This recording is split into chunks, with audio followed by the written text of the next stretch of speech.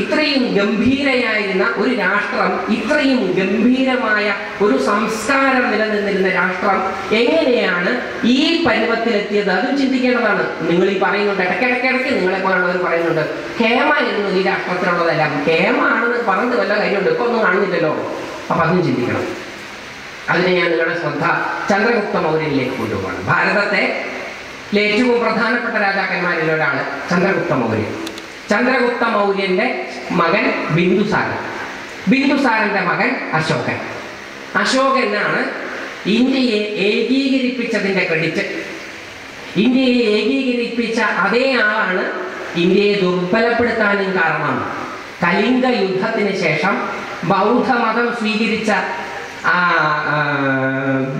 അശോക ചക്രവർത്തി അഹിംസയ്ക്ക് പ്രാധാന്യം കൊടുത്തു എന്നുള്ളത് കൊണ്ട് ആ രാഷ്ട്രത്തിന്റെ സൈനിക ശക്തി ബലഹീനമാവുകയും ബലഹീനമായപ്പോൾ മുതലാണ് പരദേശികൾ ഇന്ത്യയെ ആക്രമിക്കാൻ തുടങ്ങിയതും എന്നുള്ളത് ചരിത്ര സത്യം. ഗീതയിലേക്ക് ഞാൻ നിങ്ങളുടെ ശ്രദ്ധ ക്ഷണിക്കുകയാണ്.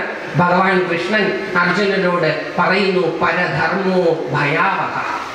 പരന്റെ ധർമ്മം, മറ്റൊരാളുടെ ധർമ്മം, മറ്റൊരാളുടെ ശരി, അത് എത്ര തന്നെ ശ്രേഷ്ഠമാണെങ്കിലും നമ്മുടെ ശരിയല്ല എങ്കിൽ അത് സ്വീകരിച്ചാൽ നമുക്ക് ഭയാവഹം, ഭയത്തെ ഉണ്ടാക്കുന്നതാണ്. ഇന്നത്തെ ഭാരതത്തിന്റെ സ്ഥിതി ഭയാവഹമാണ്. കാരണം സ്വധർമ്മ പരിത്യാഗം ബലഹീനതയ്ക്ക് കാരണമാകും. അശോക മഹാരാജാവിന്റെ സ്വധർമ്മ പരിത്യാഗം, അദ്ദേഹം ഭാരതീയ സംസ്കൃതികളെ വേണ്ട വിധത്തിൽ മനസ്സിലാക്കാതെ അതിനെ പരിത്യജിച്ച് മറ്റൊരു ധർമ്മം സ്വീകരിച്ചപ്പോൾ സ്വധർമ്മ പരിത്യാഗം വരുത്തിയ ക്ഷീണമാണ് ഇന്നും തുടർന്നു പോയിക്കൊണ്ടേയിരിക്കുന്നത്. അതുകൊണ്ട് സ്വധർമാനുഷ്ഠാനത്തിലേക്ക് ഉണരേണ്ടത് അനിവാര്യമായ കാര്യം. അപ്പോൾ അത് നമ്മൾ ആ ചോദ്യത്തിന് നമ്മൾ ഏകദേശം ഉത്തരം പറഞ്ഞു. അപ്പോൾ ത്യാഗം കൊടുക്കുകയാണ്, കൊടുത്താൽ നേടുകയും ചെയ്യാം. കാരണം കൊടുക്കുമ്പോഴാണ് അമരത്വം കിട്ടുക. കിട്ടാൻ വേണ്ടി തന്നെയാണ് കൊടുക്കുന്നത്. കാരണം കൊടുത്താൽ എന്താ കിട്ടുക? അമരത്വം. നമിക്കിൽ ഉയരാം, നൽകുകിൽ നേടാം. ഉള്ളൂരിന്റെ പ്രേമസംഗീതത്തില് നമിച്ചാലാണ് ഉയരുക, നൽകിയാലാണ് കിട്ടുക. അപ്പൊ കൊടുക്കണം. എങ്ങനെ കൊടുക്കണം, എത്ര കൊടുക്കണം, കൊടുത്താൽ എന്താ ഫലം, അതൊക്കെ നമുക്കൊന്ന് ചിന്തിക്കാം.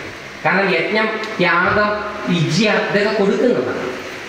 കൊടുക്കണമെങ്കിൽ ഉണ്ടാവണം. എത്ര കൊടുക്കണം? നമ്മൾ അമ്പലത്തിൽ ആദ്യം കൊടുക്കാനുള്ള ഫലം നോക്കാം, പിന്നെ എത്ര കൊടുക്കണം എന്നുള്ളത് നോക്കാം.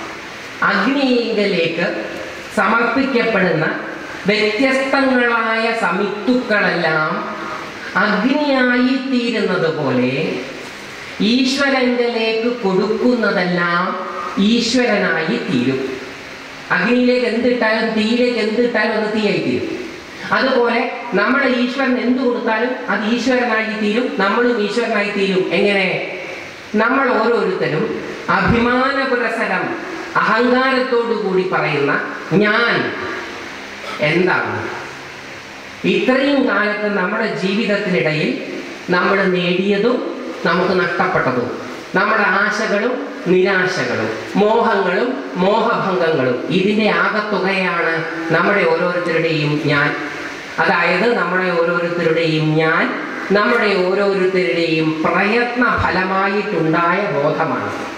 നമ്മുടെ ഓരോരുത്തരുടെയും നേട്ടകോട്ടങ്ങൾ, നഷ്ടലാഭങ്ങൾ, ആശനിരാശകൾ, സുഖദുഃഖങ്ങൾ, നമ്മുടെ ജീവിതത്തിലെ അനുഭവങ്ങളിലൂടെ, അനുഭവം സ്വപ്രയത്നത്തിന്റെ പരിണത ഫലമാണ്. അനുഭവങ്ങളിലൂടെ ഊറി വന്നതാണ് നമ്മുടെ ഓരോരുത്തരുടെയും ഞാൻ.